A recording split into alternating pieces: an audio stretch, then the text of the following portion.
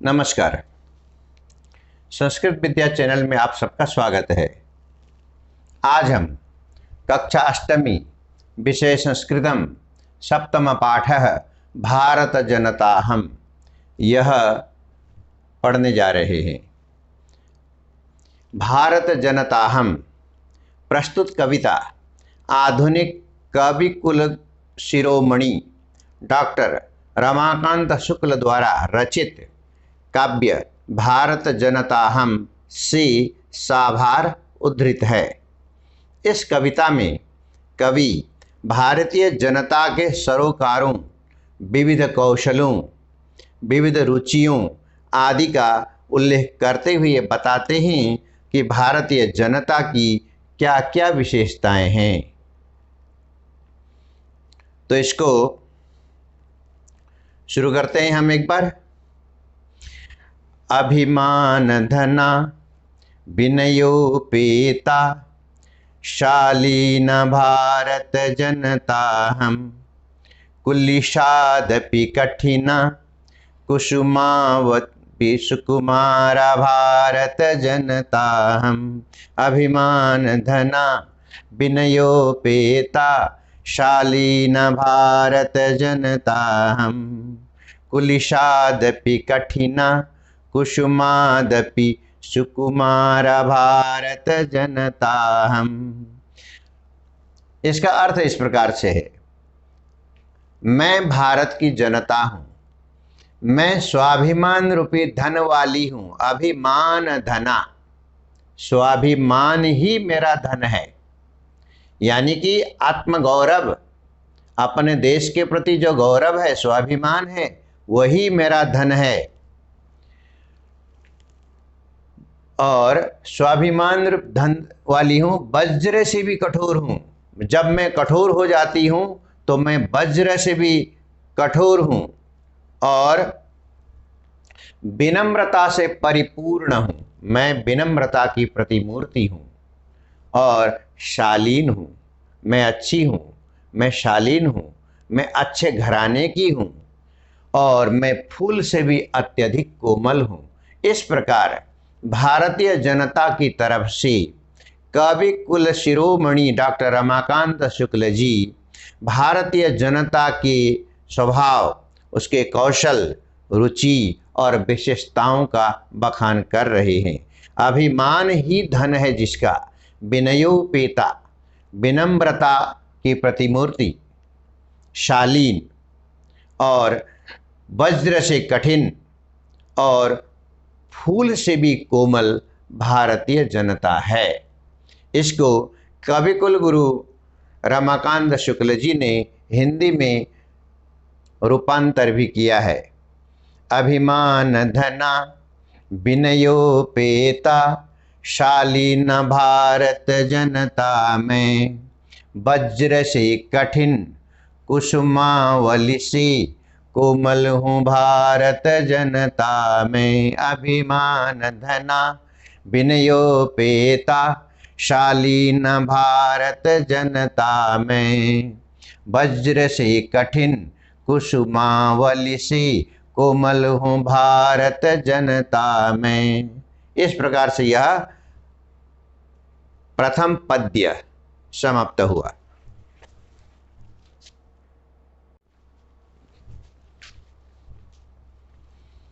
हाँ, दूसरा पद्य जरा देखिए। निवसामि समस्ते संसारे मन्ये च कुटुम्बं वसुन्धरां प्रिय श्रेय च चिनोम्युभयं सुविवेक भारत जनताहम्। निवसामि समस्ते संसारे मन्ये च कुटुम्बं वसुन्धरां प्रिय श्रेय च चिनोम्युभयं सुविवेक भारत जनताहम्। मैं भारत की जनता हूँ, मैं समस्त संसार में निवास करती हूँ और समस्त भूमंडल को परिवार मानती हूँ। रुचिकर और कल्याणप्रद दोनों मार्गों का मैं चयन करती हूँ। जो रुचिकर है या कल्याणप्रद है, दोनों मार्गों का चयन करती हूँ। मैं अच्छे विवेक से परिपूर्ण हूँ। निवसामि समस्ते संसारे, समस्ते संसारे अहम निवसामि, मैं पूरे संसार में निवास करती हूँ। अब मन्ये च कुटुम्बम वसुंधराम, इस वसुंधरा को, पृथ्वी को मैं अपना कुटुंब मानती हूँ। प्रेय और श्रेय, प्रेय प्रिय जो प्रिय है, और श्रेय जो श्रेष्ठ कर है, जो सबसे अच्छा है, दोनों मार्गों का मैं चिनोमि उभयम, दोनों को मैं चुन करके आगे चलती हूँ। प्रिय भी मुझे लेकर के चलना है और श्रेय जो श्रेष्ठ कर है वह भी लेकर के चलना है। सुविवेका भारत जनता हम, सुविवेक विवेकशील, विवेक से परिपूर्ण, अच्छे विवेक से परिपूर्ण मैं भारत की जनता हूँ। इस प्रकार से इस पद्य का अर्थ हुआ। इसका हिंदी रूपांतर जरा सुनेंगे। बसती हूँ सारी दुनिया में, मानती धरा को मैं कुटुंब, चुनती हूँ प्रिय श्रेय दोनों, सुविवेकी भारत जनता में। इस प्रकार से यह दूसरा पद्य समाप्त होता है।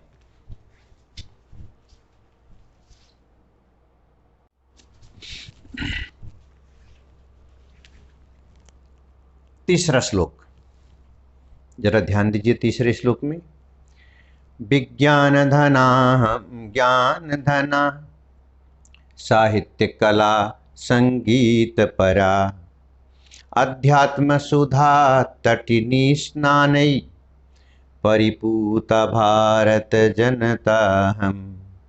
विज्ञान धना ज्ञान धना, साहित्य कला संगीत पुरा, संगीत परा, अध्यात्म सुधा तटिनी स्नानै, परिपूता भारत जनता हम। मैं भारत की जनता हूँ, मैं विज्ञान रूपी धन वाली, ज्ञान रूपी धन वाली तथा साहित्य कला व संगीत परायण हूँ। मैं अध्यात्म रूपी अमृतमय नदी में स्नान से अत्यधिक पवित्र हूँ।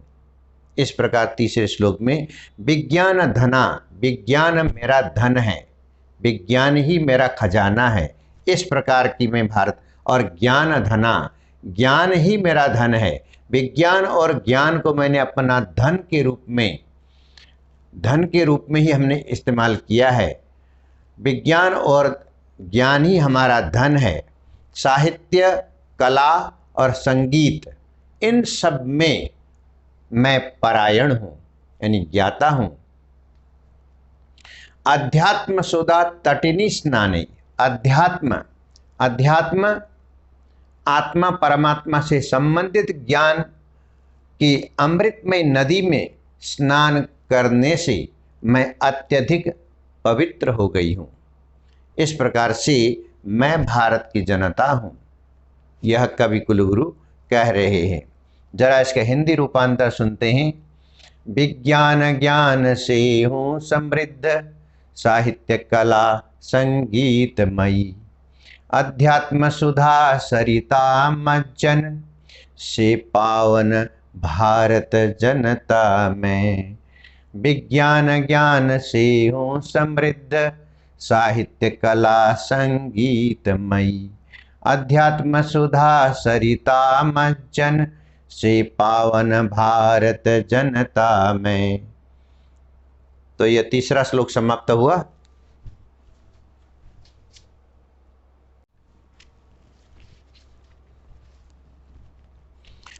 अब हम चौथा श्लोक पढ़ने जा रहे हैं।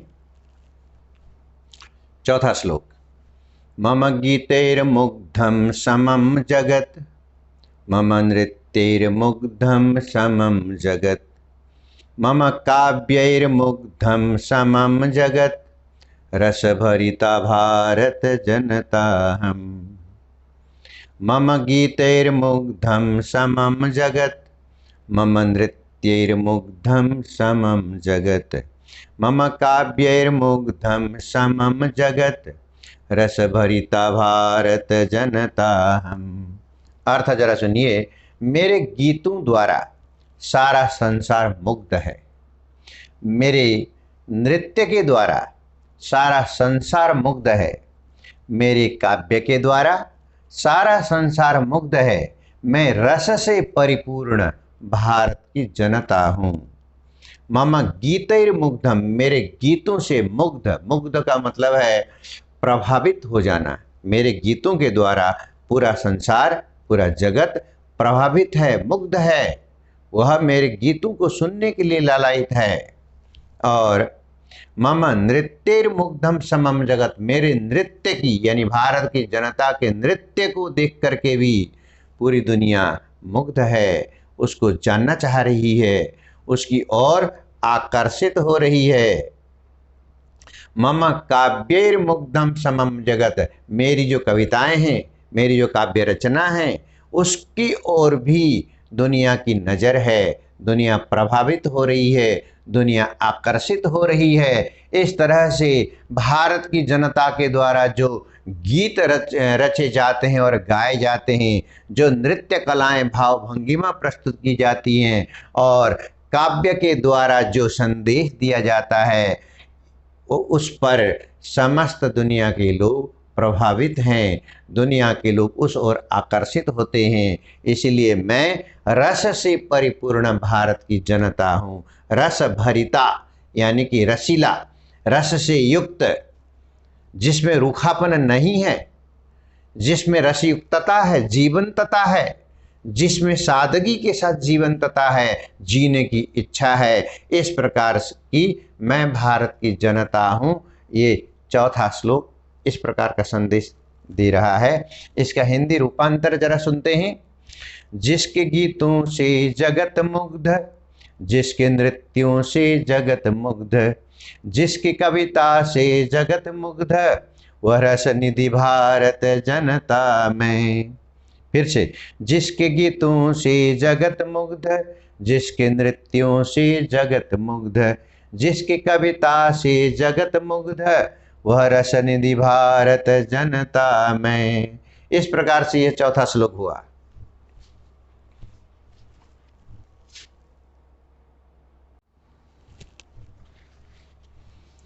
अब आपके सामने ये पांचवा श्लोक प्रस्तुत है। पांचवा श्लोक जरा ध्यान दीजिए। उत्सव प्रिया हम श्रम प्रिया, पदयात्रा देशाटन प्रिया, लोक क्रीड़ा सक्ता वर्धे, तिथि देवा भारत जनता हम। फिर से सुनिए। उत्सव प्रिया हम श्रम प्रिया, पदयात्रा देशाटन प्रिया, लोक क्रीड़ा सक्ता वर्धे, तिथि देवा भारत जनता हम। मैं भारत की जनता हूँ। मैं उत्सव प्रिय हूँ, श्रम प्रिय वाली हूँ, श्रम प्रिय तथा पदयात्रा के द्वारा देशों का भ्रमण करने वाली हूँ। मैं लोक क्रीड़ाओं में अनुराग रखने वाली तथा अतिथि प्रिय हूँ। मैं वृद्धि को प्राप्त होती हूँ। फिर से सुनिए। उत्सव प्रिय, हम भारतवासी उत्सव को बहुत प्रिय तरीके से मनाते हैं। उत्सव हमें हमेशा प्रिय है। उत्सव मनाने में हमें आनंद प्राप्त होता है। हम उत्सवों को ज़्यादा महत्व देने वाले लोग हैं। श्रम प्रिया, हम श्रम को भी महत्व देते हैं। श्रम का मतलब है परिश्रम। परिश्रम के बगैर, बिना परिश्रम के हमें कुछ भी प्राप्त नहीं हो सकता। इसका ज्ञान हमें है, इसलिए हम परिश्रम को लगातार, परिश्रम को महत्व देते हैं और स्वयं परिश्रम करते रहते हैं। परिश्रम के बिना हमारा जीवन वृथा है। और पद यात्रा, हम पैदल यात्रा को भी महत्व देते हैं। पैदल चल करके हम अपने शरीर को स्वस्थ रखते हैं। पैदल यात्री बहुत कम बीमार पड़ते हैं। पैदल यात्रा के द्वारा हमारा शरीर की मांसपेशियां चुस्त रहती हैं। और देशाटन प्रिया, हम देश भ्रमण करने में भी बहुत अच्छा महसूस करते हैं। हम देश विदेश घूमने में आनंद महसूस करते हैं। देशाटन करना, देश भ्रमण करना भी हमारे लिए प्रिय है। लोक क्रीड़ा सक्ता, लोक क्रीड़ा, लोक क्रीड़ाओं में, लोक विभिन्न प्रकार के खेल कूदों में विभिन्न प्रकार के क्रीड़ाओं में अनुराग, अनुराग का मतलब उधर प्रेम होना, खेल को अपनाना, विभिन्न प्रकार के खेलों को अपना करके हम खेल में आगे बढ़ते हैं। खेल में आगे बढ़ने के साथ साथ हम अपने शरीर को स्वस्थ रखते हैं। हम खेल में भी अपने देश का नाम ऊंचा करना चाहते हैं। लोक क्रीड़ा सत्ता, इसीलिए हम लोक क्रीड़ा में जो हमारे देश की क्रीड़ाएं हैं, जो खेलकूद हैं, उनमें हम आसक्त हैं, यानी कि उनके प्रति हमारा प्रेम है, अनुराग है। वर्धि, हाँ, इस प्रकार से अनुराग रखने वाली तथा अतिथि प्रिय हूँ। अतिथि प्रिय, अतिथि हमें प्रिय हैं। हमारे घर में कोई अतिथि आते हैं, कोई मेहमान आते हैं, या हमारे देश में कोई मेहमान आते हैं, उनका हम जोरदार स्वागत करते हैं, उनका सम्मान करते हैं। हम अतिथियों का अपमान नहीं करते। तो इस प्रकार से वर्धे हम लगातार ऐसा करते हुए अपने को वृद्धि की ओर ले जाते हैं, ऊपर की ओर ले जाते हैं। तो इस प्रकार से इस श्लोक का अर्थ हुआ। अब हिंदी रूपांतर जरा इसका देखिए। उत्सव पद यात्रा देशाटन, श्रमलोक खेल जिसको प्रिय है अतिथि देव जिसके निमित्त, वह प्रमुदित भारत जनता में। फिर से सुनिए। उत्सव पद यात्रा देशाटन, श्रमलोक खेल जिसको प्रिय है अतिथि देव जिसके निमित्त, वह प्रमुदित भारत जनता में। ये 5वां श्लोक हमारा पूरा हुआ है।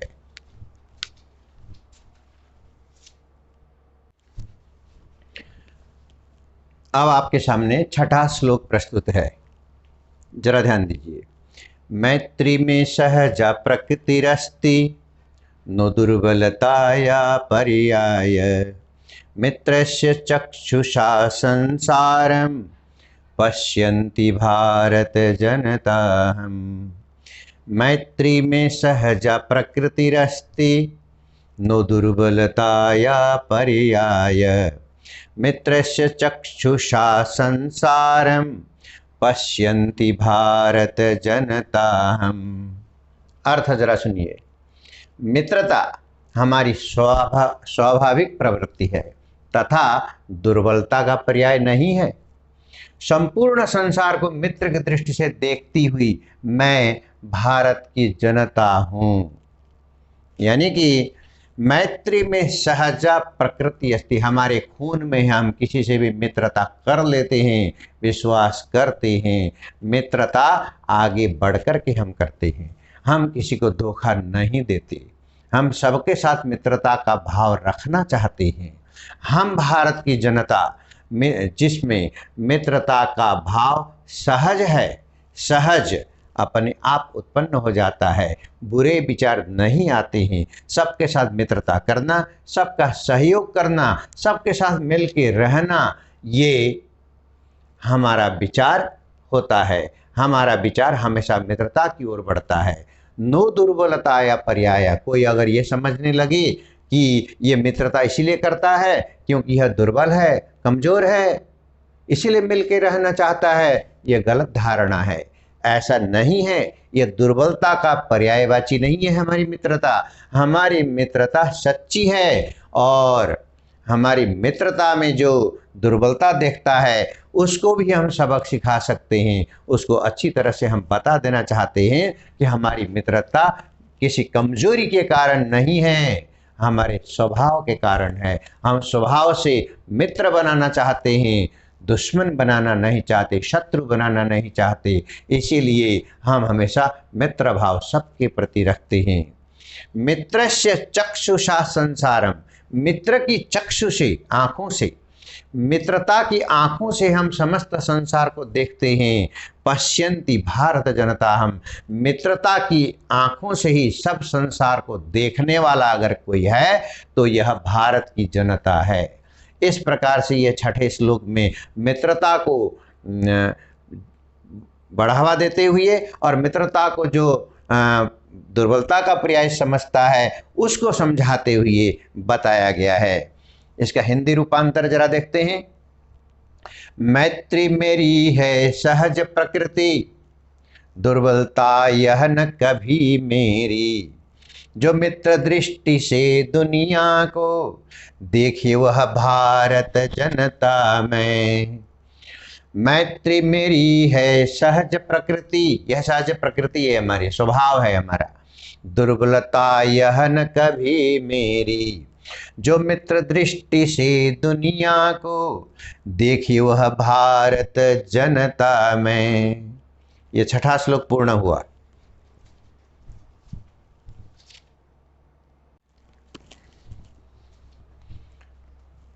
बच्चों, अब सातवां और अंतिम श्लोक सुनिए। विश्वस्मिन् जगति गताहमस्मि, विश्वस्मिन् जगति सदा दृश्ये। विश्वस्मिन् जगति करोमि कर्म, कर्मण्य भारत जनताहम्। विश्वस्मिन् जगति गताहमस्मि, विश्वस्मिन् जगति सदा दृश्ये। विश्वस्मिन् जगति करोमि कर्म, कर्मण्य भारत जनताहम्। जरा अर्थ सुनिए। मैं संपूर्ण जगत में गई हूँ, भारत की जनता संपूर्ण जगत में गई हूँ, मुझे संपूर्ण जगत में देखा जाता है। मैं संपूर्ण जगत में कार्य करती हूँ, मैं कर्मशील भारत की जनता हूँ। जरा श्लोक से फिर से सुनिए। विश्वस्मिन् जगति, संपूर्ण विश्व में, गता अहम अस्मि, गता अहम अस्मि, मैं गई हूँ, मैं संपूर्ण जगत में गई हूँ। विश्वस्मिन् जगति सदा दृश्य, और मैं संपूर्ण जगत में देखी जाती हूँ, यानी कि भारत की जनता संपूर्ण जगत में देखी जाती है। विश्वस्मिन् जगति करोमि कर्म, समस्त संसार में अपने कर्म के कारण, कार्य के कारण भारत की जनता अपना नाम रोशन करती है। समस्त संसार में भारतीयों ने अपना पैठ बनाया है, कर्म के आधार पर, अपने परिश्रम के आधार पर अन्य देशों में, जगत में जगह बनाई है। मैं कर्मशील, कर्मण्य भारत जनता हम, कर्मण्य कर्मशील, जो हमेशा कर्म में लगे रहते हैं, जो निठल्ले नहीं बैठते, जो खाली नहीं बैठते, अपने कर्म में लगे रहते हैं, ऐसे कर्मशील मैं भारत की जनता हूँ। इस प्रकार से यह सातवें पद्य का अर्थ संपूर्ण होता है। अब इसका हिंदी रूपांतर हम फिर से सुनते हैं। सारी दुनिया में पहुँची हूँ, सारी दुनिया में दिखती हूँ, सारे जग में जो करे काम, वह कर्मठ भारत जनता में।